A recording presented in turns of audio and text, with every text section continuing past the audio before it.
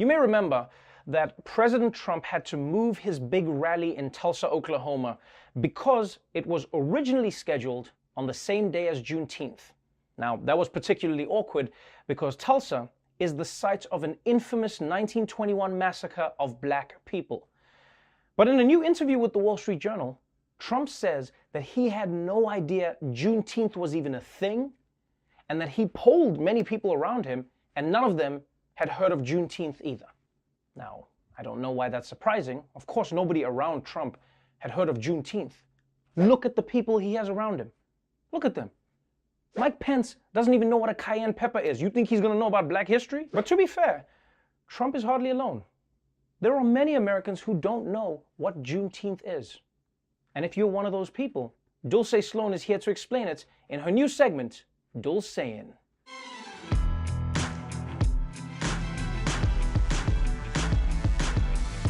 Tomorrow is Juneteenth, the day we celebrate slavery officially ending in America. Or, if you're Gone with the Wind fan, a day of mourning.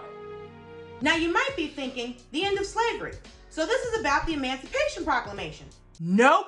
The Emancipation Proclamation of 1863 didn't end slavery. Slavery didn't even end when the Civil War was over in 1865. In reality, it took 2 months after the Civil War ended for the Union Army to get into all the slave states and free the slaves. When it came to giving out freedom, white people ran on CP time. But on June 19, 1865, a Union general named Gordon Granger occupied Texas, the last slave state, and declared all of its slaves free. He's an American hero.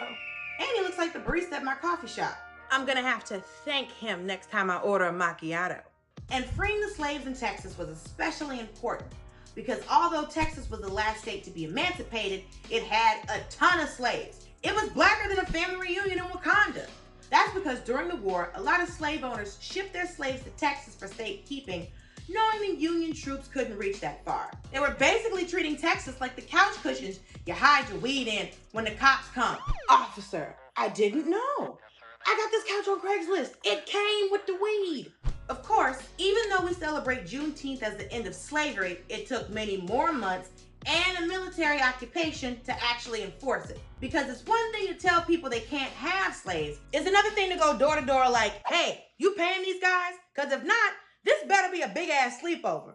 And all this still didn't free slaves in Union territories. That didn't happen until the 13th Amendment.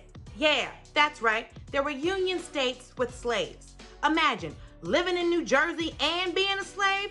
That's one human rights violation on top of another. Either way, black people in Texas recognized June 19th as the day they were liberated.